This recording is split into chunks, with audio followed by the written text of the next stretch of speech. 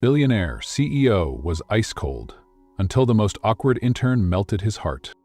She didn't mean to step on his foot, or crash into his chest, or smash his $1,000 phone. But the moment Elisa Martin tumbled into that elevator, late, breathless, hair flying like she'd fought a hurricane, her heel caught, her body spun, and her entire existence collided with someone far above her pay grade. He looked down at her like she'd just broken gravity. "Do you always enter rooms like this?" he asked coldly. She blinked up at him, still clinging to the wall, cheeks flushed. "Only when I'm trying to impress the CEO." And just like that, before she even knew his name, she ruined his morning, cracked his phone, and tripped into the first real connection either of them had ever known. She didn't know he was the CEO. He didn't know he was about to fall in love. And neither of them knew that some accidents rewrite your whole life. The first day of an internship is supposed to be nerve-wracking. But for Elisa Martin, it was borderline catastrophic. The morning began with a bus breakdown, a taxi detour through the wrong side of the city, and a gust of wind so violent it twisted her hair into knots and turned her carefully planned outfit into a sad, wrinkled memory. By the time she reached the towering glass doors of Dax Corp, she was late, breathless, and one gust away from falling apart. She didn't belong here. She knew that. This wasn't her world. The polished marble floors, the hum of money in every whisper, the kind of people who carried power in their silence. She was just trying. But trying never seems enough when you've already messed everything up by 8:40 a.m. She nearly made it to the elevator before the doors slid shut, until she yelled, "Hold it!"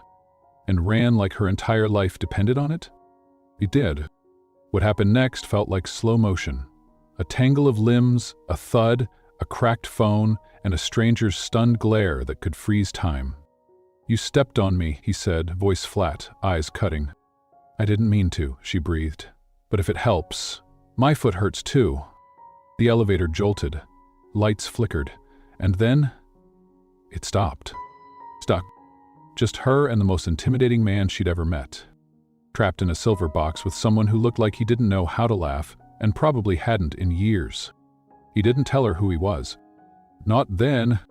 But the moment the doors opened and she was escorted to her new boss's office, the man she had just insulted, stepped on and babbled at was sitting behind the desk. Ethan Pfizer, CEO of Dax Corp. The man with the cracked phone, bruised foot, and a face carved from stone. "Oh," she whispered, barely breathing.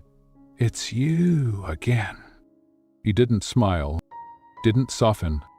He just said, "Try not to step on anyone else today." She should have been fired, but she wasn't. And deep down, maybe that was the first sign. Something was already changing. Because in a world where order is everything, why would a man like him keep a girl like her around? What do you do when the person who should ignore you completely starts looking at you like you're the only thing that makes sense? Chapter 1. The Elevator Disaster. Elisa Martin's life had always leaned toward the chaotic.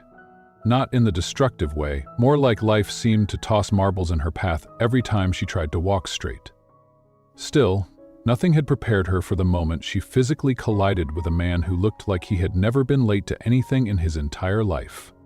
The sound of her heel snapping free from the sidewalk grate still echoed in her ears as she launched herself into the closing elevator.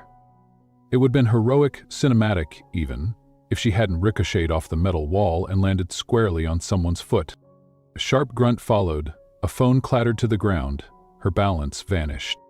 "Oh God," she muttered, trying not to breathe too hard.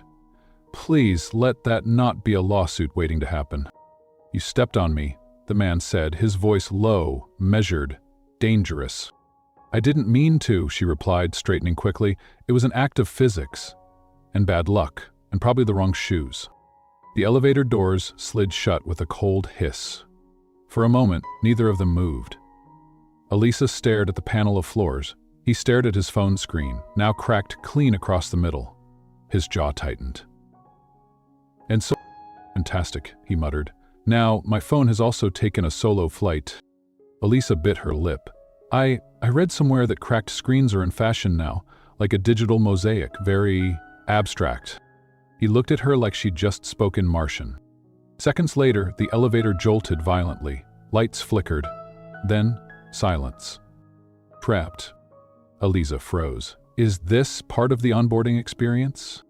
No, the man said, pressing the emergency button with a little too much force. The elevator's stuck. She let out a breathy laugh. Oh, good. I was worried this would be a boring first day. His gaze slid to hers. You work here? Intern, she said brightly. At least, I hope I still do. He exhaled slowly, as if summoning every ounce of patience he owned. You spilled coffee on your resume. You crashed into the CEO. You labeled your first 5 charts with emotions. She blinked. Wait, how do you know about the charts? No answer. Just a faint lift of his brow. Elisa's stomach dropped. You're not… No, you can't be… The elevator lights flicked on just as the car began to hum upward again. And as the doors slid open on the 20th floor, he stepped out first. Then turned back just long enough to say, "Try not to set anything on fire." The receptionist smiled brightly as Elisa stumbled toward the desk. You must be the new intern, she chirped. Mr. Feiser wants to see you in his office. Elisa's heart stopped. Mr. Feiser. The receptionist pointed to the glass corner office. The one with the skyline view and the air of silent judgment. Inside sat the man from the elevator, calm, cold, composed. Her future, her doom, her boss. She walked into his office like someone approaching the electric chair. He didn't stand, didn't smile, just looked up and said, "Well, you again." Elisa raised her hand awkwardly. The walking disaster reporting for duty. Elisa Martin, he said, skimming the file on his desk. Intern for the project analysis department. Yes, sir. But if you'd like to pretend I don't exist, I completely understand. Too late for that. She winced. So, am I fired? He looked at her. Really looked. No, he said slowly, as if he didn't entirely know why. But try not to step on anyone else. She nodded, heartbeat in her throat. Also, he added without looking up again, get the sadness chart off my desk by noon. Elisa paused at the door, confused. You saw that? I see everything. The door shut behind her with a soft click. And as she walked back to her department, still clutching her folder of misprinted spreadsheets and broken dignity, Elisa realized something strange. He hadn't smiled, but he hadn't told her to leave either. In a place full of people who spoke in numbers and silence, maybe, just maybe, someone had noticed the intern who talked too much and stepped in all the wrong places. Or maybe she'd just signed up for the most complicated internship of her life. Chapter 2. Sticky Notes and Sad Charts. Elisa Martin had never pretended to be the perfect intern. She didn't glide through the office in polished heels or type like her keyboard owed her money. No, she was the girl who said, oops, more often than okay, who got startled by the printer, who talked to herself out loud while reading spreadsheets. But even she knew her second day at DaxCorp was off to a worse start than her first. It began with a folder. A deceptively innocent-looking folder handed to her by Melissa Green, her manager. A woman with the emotional warmth of an ice sculpture and a tone that could freeze coffee. These reports need to be sorted, summarized, and uploaded into the system within 3 hours, Melissa said. It's simple. Elisa nodded, like she understood. Then she opened the folder. It wasn't simple. It was a data labyrinth from the depths of a financial underworld. Rows and columns stretching like vines. Charts with more red arrows than a horror movie. Tables stacked with decimal points and cryptic acronyms. She stared at the papers for 5 full minutes. Then whispered, I definitely cannot do this. But giving up wasn't an option. Not when the CEO already knew her name and probably had a sticky note somewhere that said, do not let her touch electronics. So she did the only thing that made sense to her brain. She grabbed a pack of colorful sticky notes and gave the charts names. The depression curve, because the numbers kept sinking like a stone. The anxiety table, endless projections, zero clarity. The betrayal spreadsheet because the revenue dipped after an ad campaign she personally liked. And her favorite, the sadness chart, a graph that looked like it needed therapy more than analysis. She wasn't trying to mock the work, she was trying to make sense of it. If she could make the numbers feel something, maybe she'd remember what they meant. By the second hour, she was talking to the reports like old friends. "Come on, anxiety table, just give me one stable quarter. One." Melissa walked by just as Elisa was mid-sentence with her highlighter. "How's it going?" Elisa jumped so hard she smudged her notes with her elbow. "Productive." Melissa raised an eyebrow. "What's that one labeled?"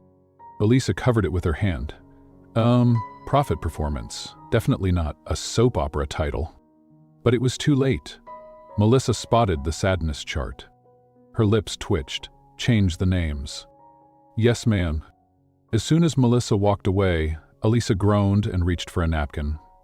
Then came the disaster.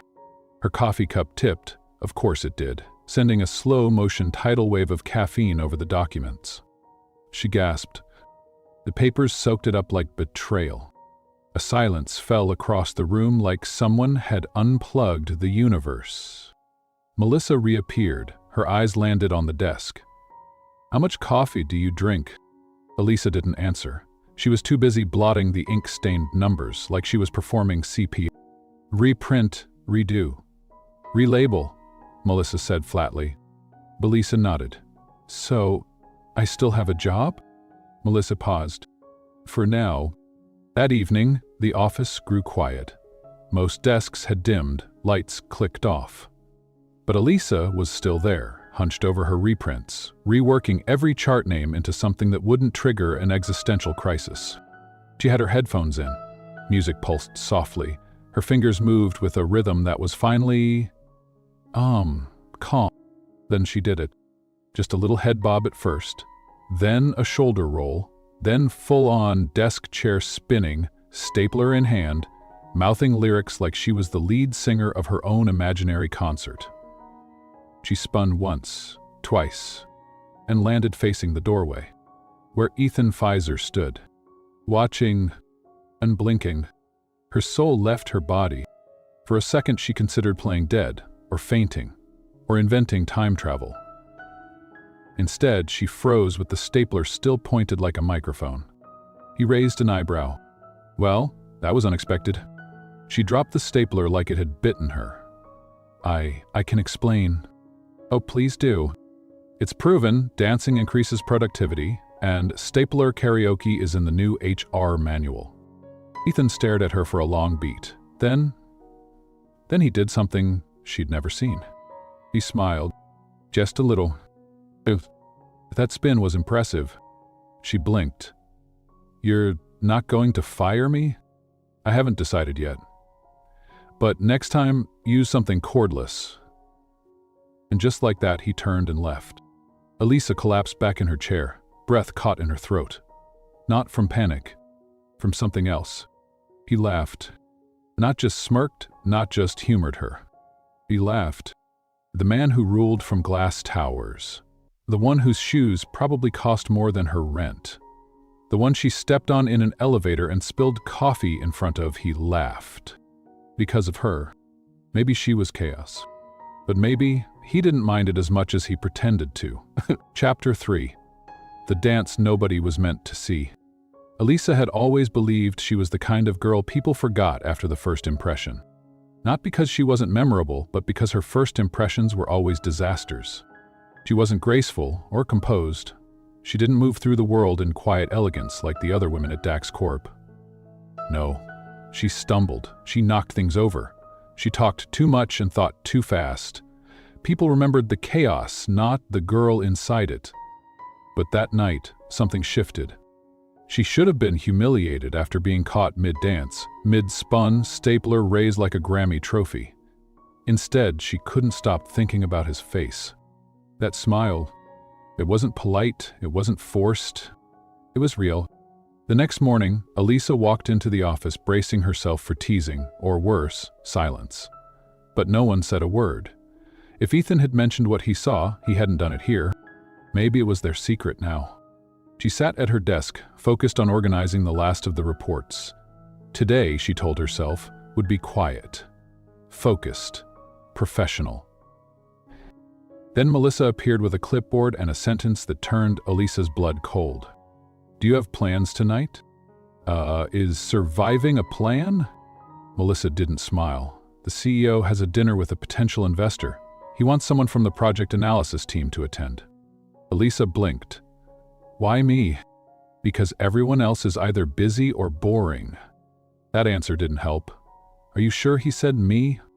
Melissa raised an eyebrow. "Would you like me to say no?" "No, I mean yes, I'll go." Later that day, as she stood outside a restaurant that looked like it had never served anything with a drive-through, she regretted everything. The glass windows sparkled like diamonds.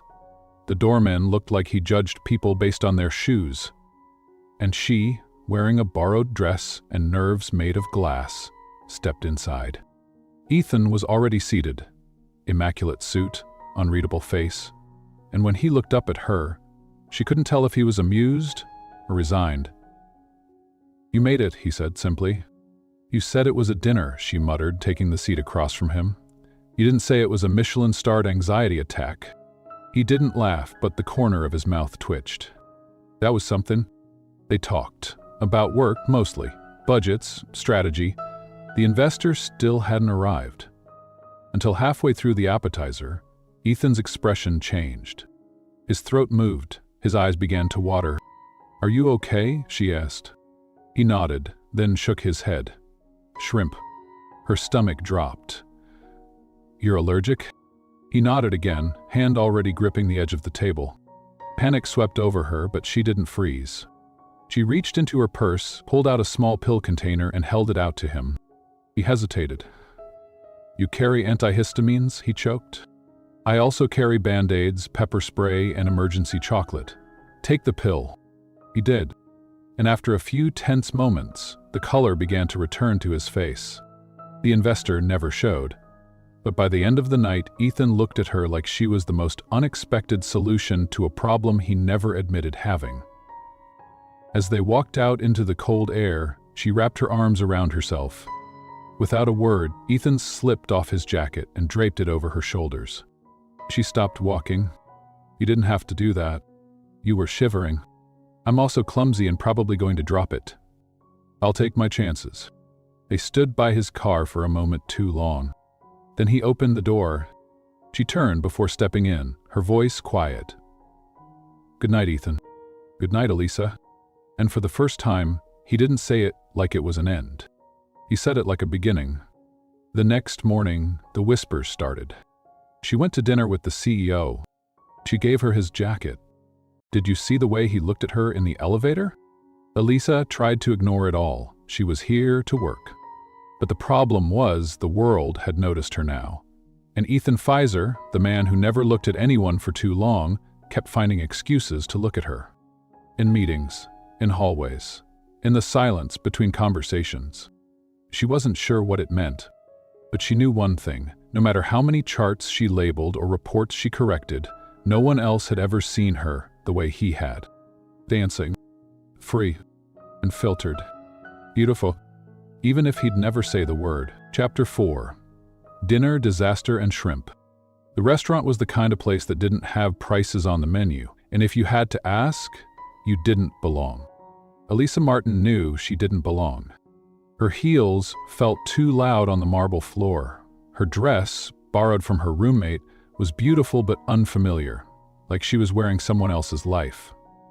The maitre d' gave her a polite smile that still managed to feel like judgment. But none of it mattered when she spotted him. Ethan Pfizer, already seated at the back of the room, alone, calm, wearing a suit that probably cost more than her monthly salary and looking like he'd never once stumbled over anything in his life. She took a deep breath and approached. "Before you say anything," she began as she sat down, "I just want to make it clear that I'm here under professional protest." He didn't look up from his menu. "Should I have the waiter note that?" "Yes, please. Put it under hostage clause." He finally looked at her, the faintest trace of amusement in his eyes. "Try the risotto." She glanced at the menu. "There's a dish here that costs more than my refrigerator." "Then don't order the refrigerator." She snorted. "Wow, a joke. Is that in your CEO training manual?" "No," he said. You just bring it out in people. It wasn't flirty, it wasn't warm, but it wasn't cold either. That unsettled her more than anything. The investor they were meant to meet hadn't arrived yet, so the two of them were left alone. The conversation meandered from project statistics to company culture to whether or not Ethan had ever ignored an email. Yes, he admitted. Elisa gasped. Scandal. It was from HR. Oh, so justified. He looked at her thoughtfully. Do you always talk this much when you're nervous? Yes, and when I'm tired, and when I'm excited, and when I'm trying not to say the thing I actually want to say. He tilted his head. And what is it you want to say? She stared at her water glass. I haven't figured it out yet. When the main course arrived, Elisa picked at her plate, while Ethan took one bite of his and immediately froze. His eyes watered. His hand moved to his throat. She dropped her fork. Ethan? He nodded. Barely.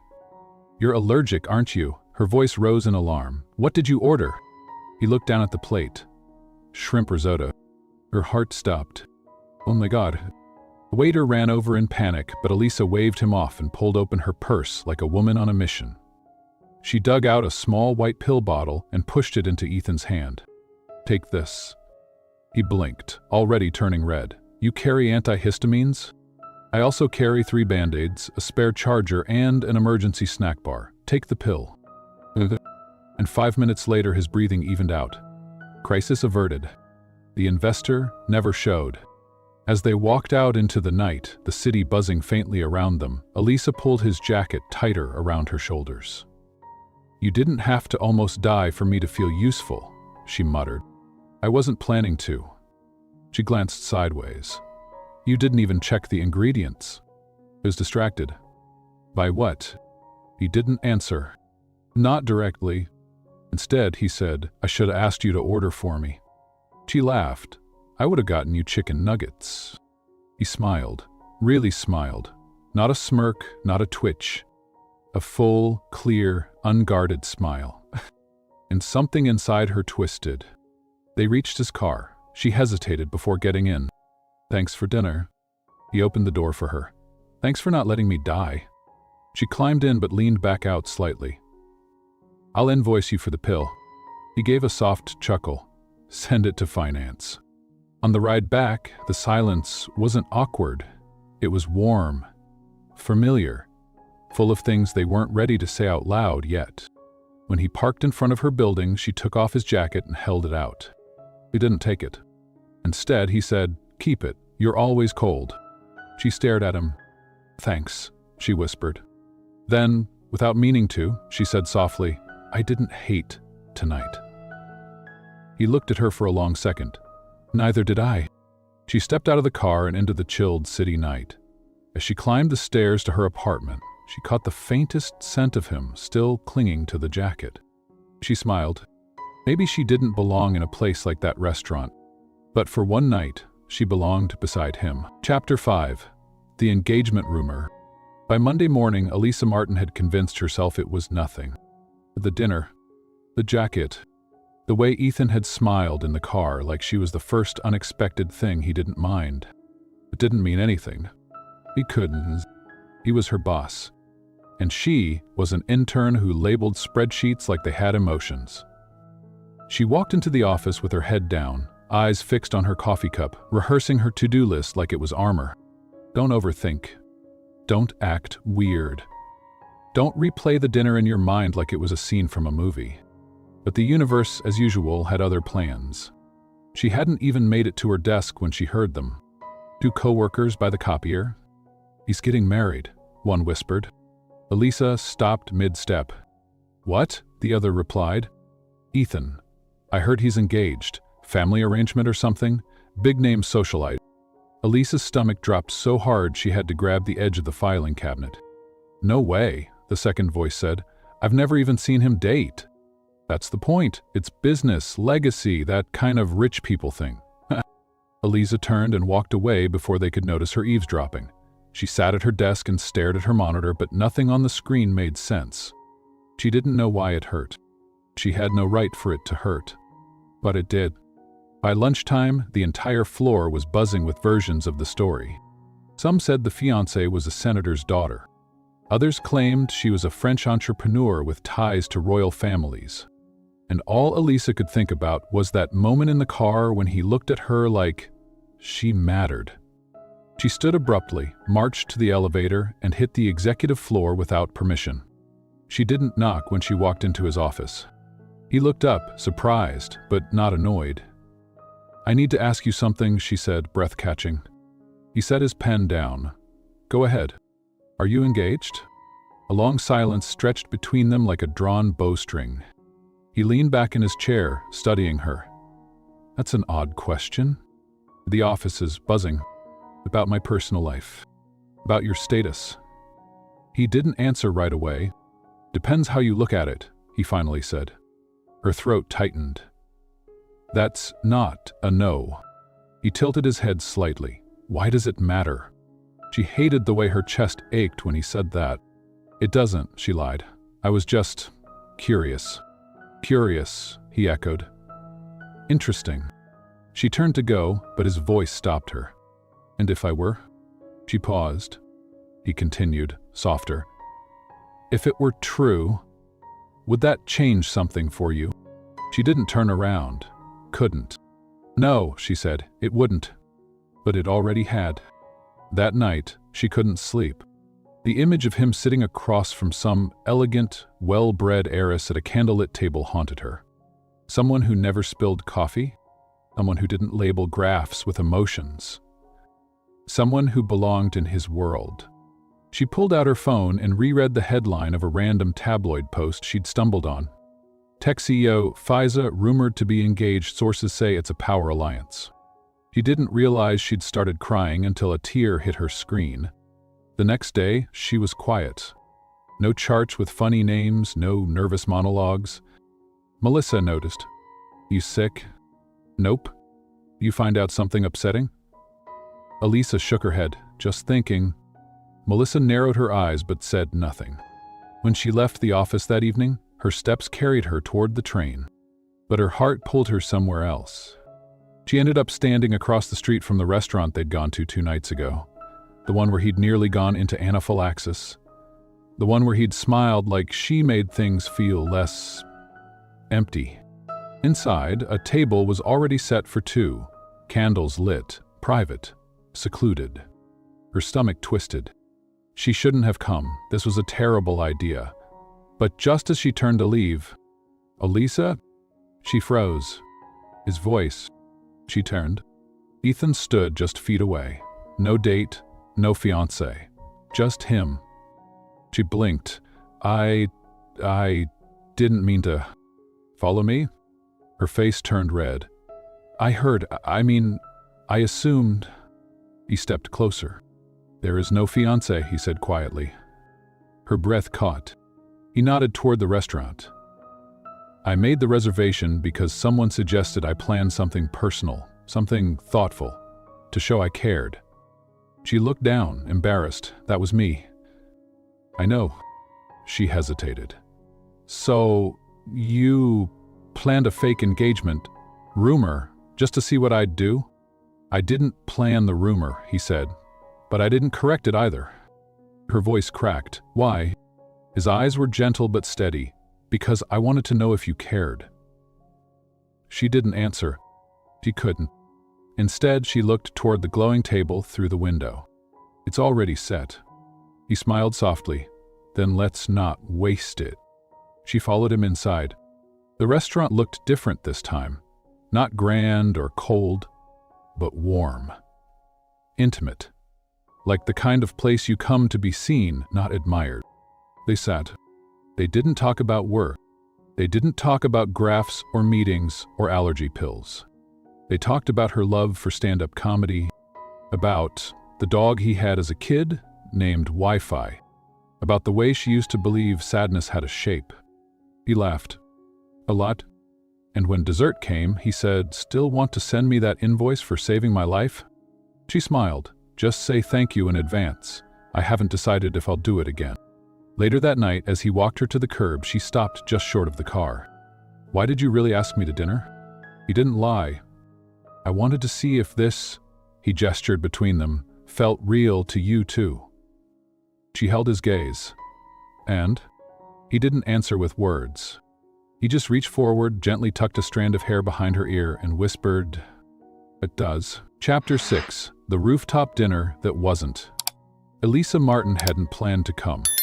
She told herself all day that she wouldn't, that it didn't matter. And Ethan Pfizer, CEO, emotional enigma, almost allergic casualty, had only invited her to dinner because it was polite, professional, because she'd saved his life with a pill from a crushed purse, not because she meant something more. But still, here she was, standing outside the locked rooftop door of Dax Corp, heart pounding louder than her heels against the concrete stairwell. A note had arrived on her desk that morning. No name, just 5 words. "Meet me, 7 o'clock rooftop." She almost threw it away. Almost. But something about it tugged at her ribs like a thread she couldn't bear to cut. The rooftop was quiet when she opened the door, the kind of quiet that lives in the sky. Only the hum of the city far below, headlights trailing through San Francisco like rivers of gold. She stepped out, and there he was. Ethan stood near the edge, facing the skyline, hands in pockets, suit jacket off, sleeves rolled. The air was cool, crisp, and carried the scent of something about to change. He didn't turn when he spoke. "You came." "I almost didn't." "I know." Elisa walked toward him slowly. "This doesn't look like a dinner." "It's not." "Then what is it?" He turned to face her. "I didn't want to lie to you again." She frowned, confused. "About what?" He looked down, almost shy for once.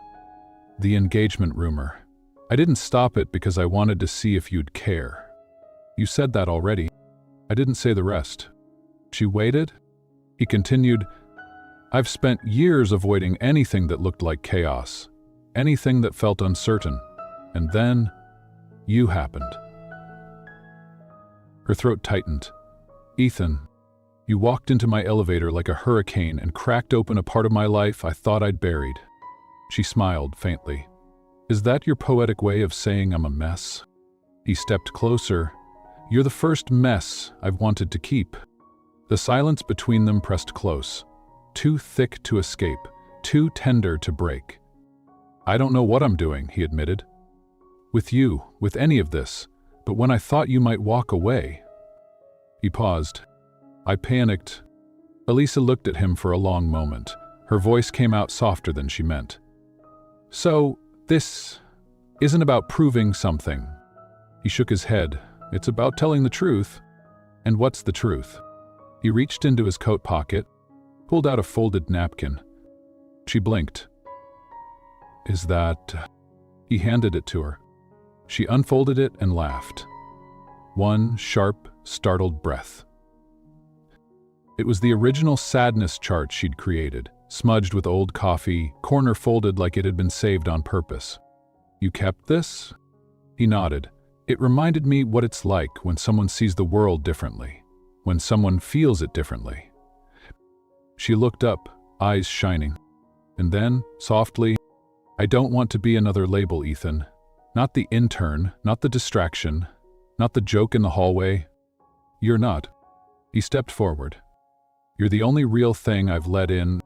They stood together in silence, the wind brushing past like a second heartbeat. She could see the weight in his eyes, of everything he never said, everything he was still learning how to feel. She didn't know what came next. But for the first time in a long time, she didn't need to. Because she was here, with him, on a rooftop where nothing had gone as planned. And maybe that was the point. Back in the elevator, heading down, she leaned against the wall. "So technically," she said, "this was a rooftop dinner. Technically, minus the food, and the table, and the chairs." He smirked. "Next time, I'll bring snacks." "Next time," she echoed. He didn't look at her, but his hand brushed against hers. "Just long enough." Just enough. Chapter 7. The Event. The invitation arrived with no explanation. A pale cream envelope slid across Elisa's desk just before noon, sealed with a subtle gold Dax Corp insignia. Inside, a single card. Executive Gala. Saturday, 7 o'clock p.m. Attendance required, +1. Ethan Fizzer. Her hands trembled just holding it. This wasn't a team dinner. This wasn't a casual meeting. This was the annual Dax Corp Executive Gala, attended by billionaires, board members, and the kind of people who measured success by how silent their power was. And now she was going. On his arm. Not as his intern, but as his guest. Saturday came like a storm. Elisa stood in front of her bedroom mirror, fingers trembling as she adjusted the zipper of a sleek black dress she never thought she'd own. Her hair was soft waves for once, her shoes surprisingly steady. But it didn't feel like her. She looked like someone else, someone important. Her phone buzzed. "Ethan, I'm downstairs." She almost didn't go. She almost shut the lights off and pretended she was sick. But when she stepped into the sleek black car and saw him, suited, waiting, expression unreadable, she remembered the rooftop, the elevator, the sadness chart, and the way he always looked at her like she was the first piece of chaos he didn't want to erase. The gala was held at the San Francisco Museum of Modern Art. Glass ceilings, cascading light, elegant music drifting through a room full of diamonds and stock options. As soon as they stepped in, Elisa felt every eye turn. People didn't speak, but she could hear their questions anyway. Who is she? Why her? She didn't belong, not here, not in this world. But Ethan, he didn't let go of her hand. Not once. It wasn't until they reached the center of the room that trouble arrived. "Ethan, darling," came a smooth voice behind them. "It's been too long." Elisa turned. Tall. Red dress. Confidence like armor. Olivia Weston. Investor. Board whisperer. And, if rumors were true, Ethan's former almost everything. "Olivia," Ethan said, his voice cool. Olivia's eyes flicked to Elisa, slow and calculating. "And who's this?" "Elisa Martin," Ethan replied evenly. "My guest." Olivia's smile didn't move past her lips. "How interesting." Elisa forced a polite nod. "Nice to meet you." "Oh, I'm sure," Olivia said, gaze still sharp. Ethan always did have a taste for unpredictability. Before Elisa could react, Olivia drifted away. Elisa exhaled. Was that a compliment? Hard to say. She looked at me like I'm a lab experiment. She looks at everyone that way. The next interruption came in the form of a man with eyes too sharp and a smile too easy. "Elisa Martin, I presume," he said smoothly. She turned, cautious. "Yes?" "Logan Pierce," he said, offering a hand. "Tech investor. Old acquaintance of Ethan's." Ethan appeared almost instantly, placing himself between them. "Pierce. The miser." The air tensed. Logan turned to Elisa. "Everyone's been wondering who you are. I had to come see for myself." Elisa tried to smile. "There's not much to see."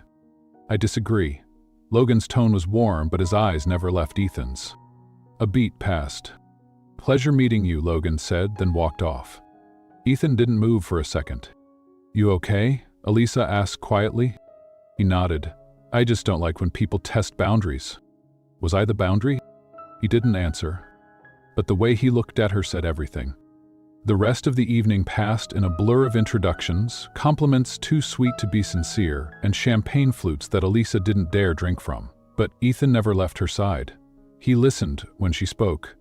He corrected people when they mispronounced her name. He placed a hand lightly on her lower back when the room got too loud.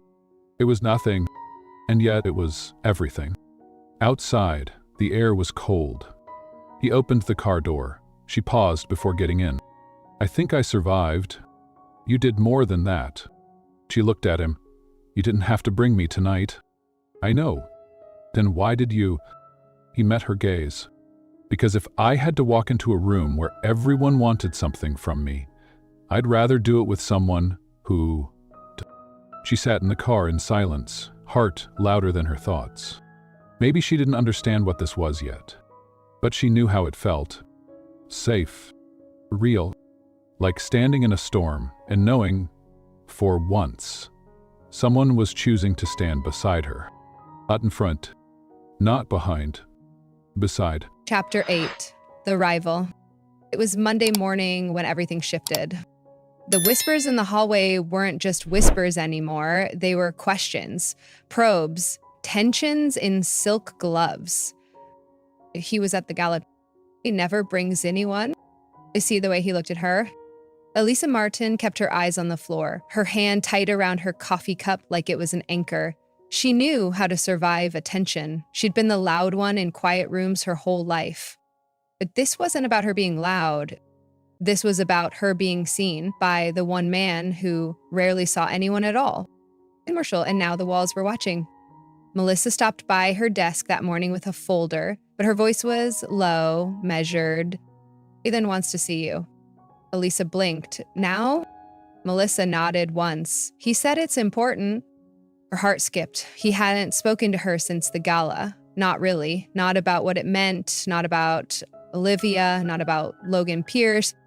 She walked the hallway like she was being pulled down a long corridor of possibilities. When she entered his office, he stood behind his desk, hands braced on the edge like he was holding something in. Closed the door. She did. He looked up. His eyes didn't soften.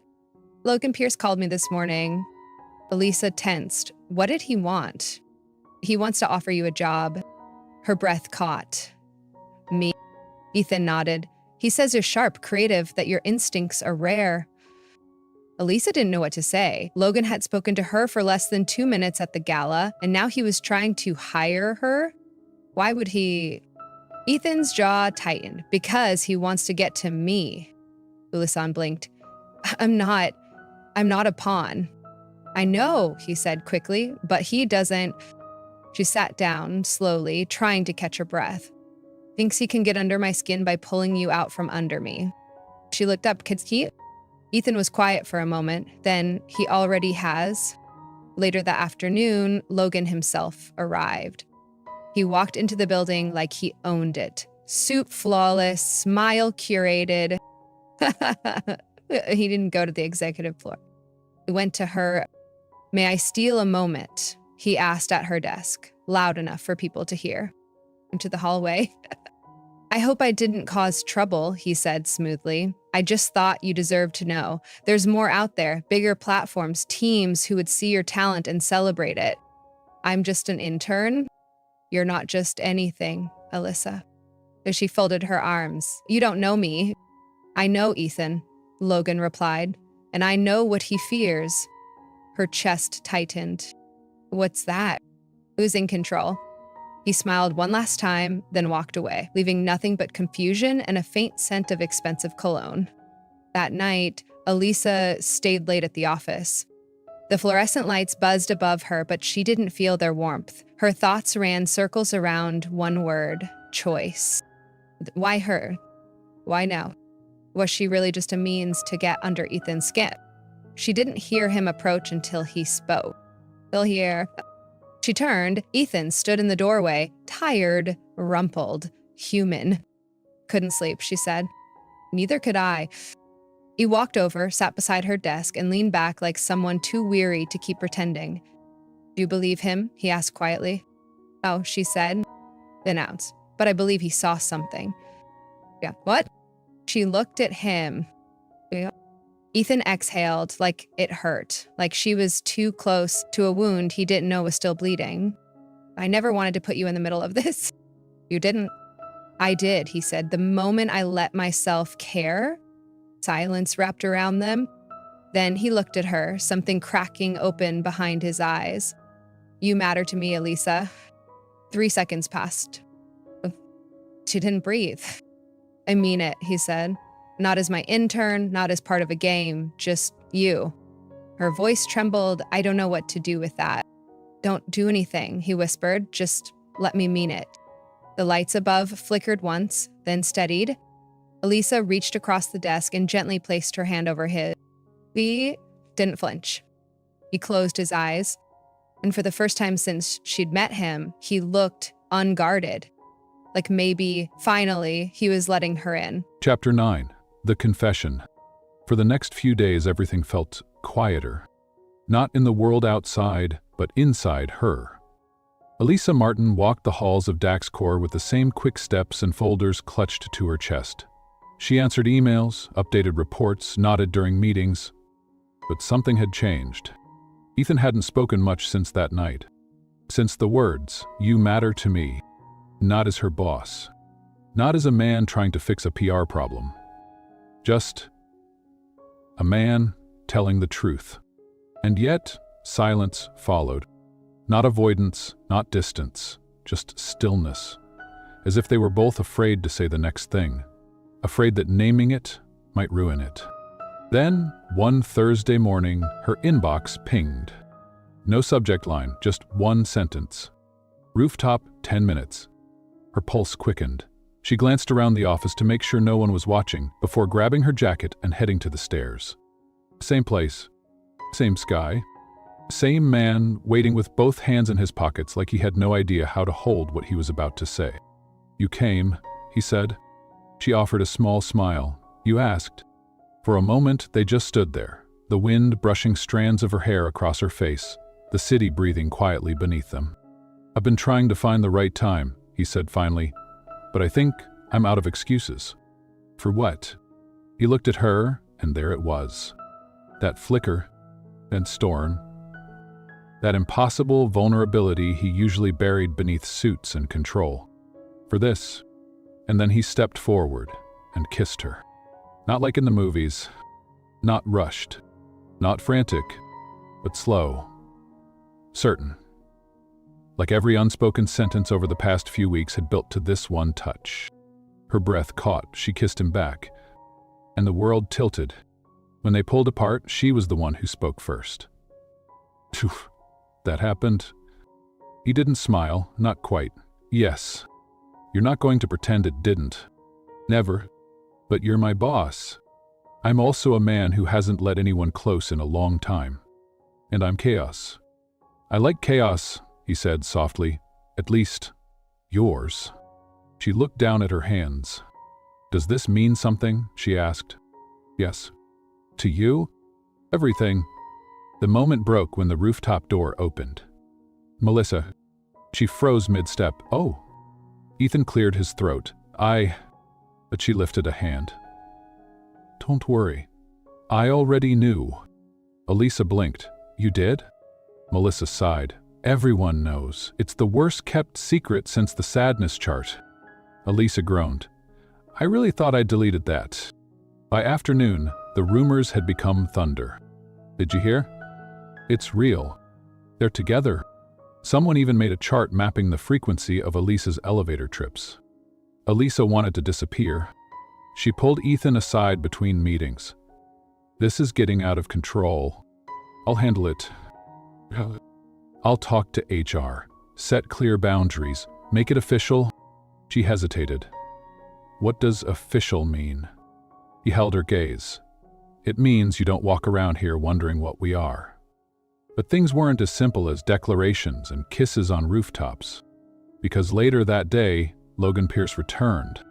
And this time, he didn't just whisper in corners. He submitted an official offer, a position, a full-time, high-salary role in his company, for Elisa. No strings attached, he claimed. But she knew better. When she showed Ethan the offer, his face went blank. And cold. "You considering it?" "I don't know." He nodded, but she saw it, the shadow behind his eyes. "You think I'd leave to hurt you?" "I think," he said carefully, "you don't always know how much you're worth." That landed somewhere deep, deeper than she wanted to admit. Because the truth was, she didn't. She'd never been chosen. Not really. Not by the people who said they loved her. Not by jobs. Not by safety. But now, two powerful men were choosing her, for different reasons. And one of them had kissed her like she was the answer to a question he hadn't dared ask. That night she stayed late. Her desk was littered with drafts of her resignation, counteroffers, blank notes filled with ink blots and unfinished thoughts. She didn't even hear him come in. "I'd rather lose a deal than lose you," Ethan said behind her. She turned. He stood in the doorway like he had the night of the dance. "I'm not going anywhere," she whispered. "You don't have to prove anything." "I know. Then why haven't you torn up that offer?" She met his eyes. Because I needed to know, if I stayed, it would be for me, not for fear, not for you, for me. He nodded. Then quietly, like a promise, if you stay, I'll fight for us, not just here, everywhere. And in that moment, something settled between them. Not certainty, but belief. And maybe that was enough. The proposal. It didn't start like a fairy tale. There were no violins, no fireworks, no kneeling in front of strangers. It started with Ethan standing alone in the DaxCorp boardroom, the glass walls reflecting a version of himself he barely recognized. The board meeting had just ended. The chairs were still warm. Investors had approved the company's new expansion plan, thanks in large part to the summary report prepared by one person. Not a director, not a VP, an intern, Elisa Martin, and Ethan hadn't been able to stop thinking about her since. Not just as a colleague, not even as the woman who made him laugh when he hadn't remembered how, but as the moment where his life quietly turned. Meanwhile, downstairs, Elisa paced outside the project analysis floor. The email had been brief. Come to the main auditorium, 6:00 p.m. sharp. From Melissa. She thought maybe it was an end-of-quarter presentation, maybe another fire drill. But when she arrived, the lights were dimmed, the seats were full, and on stage stood Ethan. Her heart stuttered. Melissa was sitting front row, and next to her, somehow impossibly, was Elisa's younger sister, Clara, blinking nervously and giving her a tiny thumbs up. What was happening? Ethan cleared his throat. He looked like he hadn't slept, hadn't planned this, and had been waiting his whole life to do it anyway. He looked out across the employees of DaxCorp, then down at Elisa. I didn't write a speech, he said. I've written reports, proposals, strategic plans. But this I couldn't outline. People glanced at one another. Elisa stood frozen in the doorway. Months ago, Ethan continued, an intern spilled coffee on my meeting notes. She renamed my financial charts like they were characters in a tragedy. She danced with a stapler after hours. She made my life inconvenient in every possible way. Laughter rippled through the crowd. But she also reminded me what it means to feel human, to look up from numbers and see someone who doesn't just survive the room, but changes it. He turned, met her eyes, and the world blurred. Elisa Martin, he said, you didn't just break into my elevator, you broke into my life. You challenged me, irritated me, saved me, and without even trying, you became the one thing I never knew I was missing. Then, he stepped down from the stage, walked across the aisle, and before she could take a breath, he dropped to one knee. No flash, no spotlight, just a man holding a small, shaking ring box, and everything he didn't know how to say except this. Will you marry me? Gasps echoed. Someone dropped a coffee cup. Melissa clapped once, sharply, as if daring anyone to question it. But all Elisa could do was stare. Her brain short-circuited, her heart raced. This wasn't how things were supposed to go. She was supposed to be a passing chapter, a footnote. Not this, not forever. And yet, she nodded, and slowly, and smiled through the tears already climbing her cheeks. Yes, the auditorium erupted. People cheered. Clara cried. Melissa whispered, finally. Ethan slipped the ring on her finger, hands steady now, because the moment was real. It's not planned.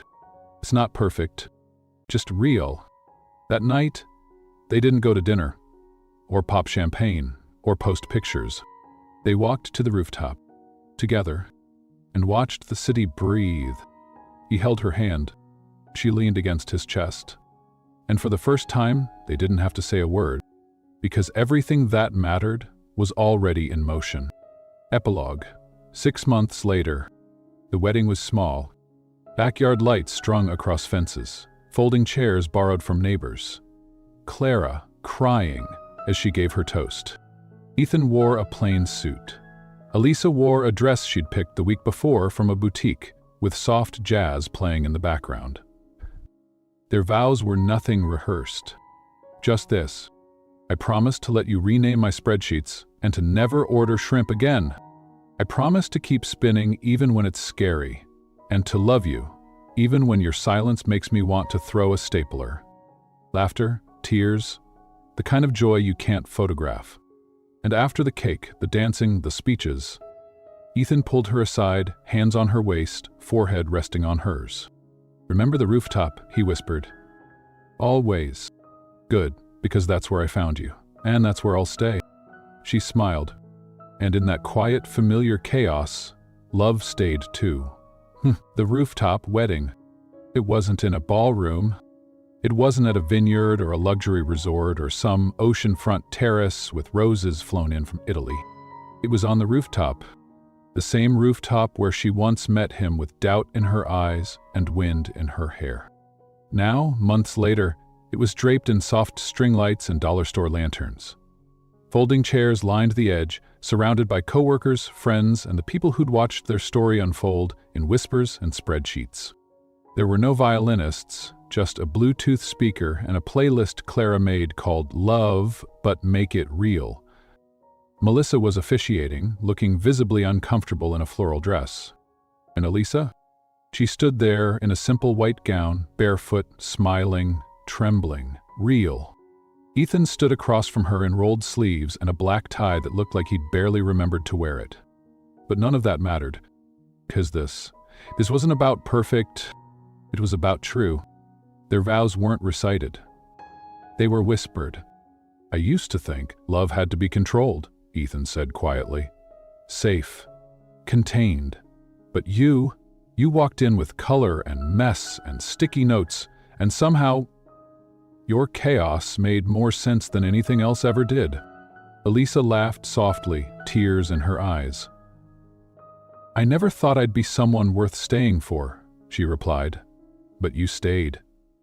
Even when I spilled coffee, even when I labeled your profit margin the sadness chart. You didn't just stay, you saw me." He reached out, thumb brushing her cheek. "And you changed me." When they kissed, the whole rooftop clapped. Clara sobbed into a crumpled tissue. Someone popped a cheap bottle of champagne that sprayed over the edge. And above them, the city lights blinked like a quiet blessing. Not because it was perfect, but because it was theirs. Later that night, after the guests left and the candles burned low, they stayed behind. Just the two of them, sitting on that same rooftop ledge where it all began. Elisa rested her head on Ethan's shoulder, eyes drifting toward the skyline. "You know," she murmured, "I never imagined a CEO would be the one to make me feel safe." He smiled, kissing her hair.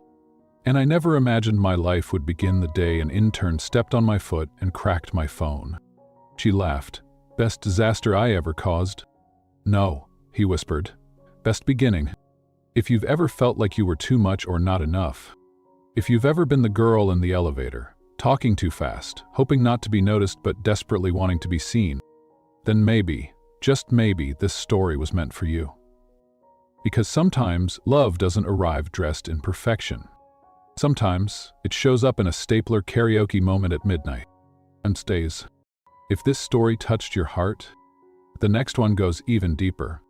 We'll meet there. Same quiet, same heart. See you soon.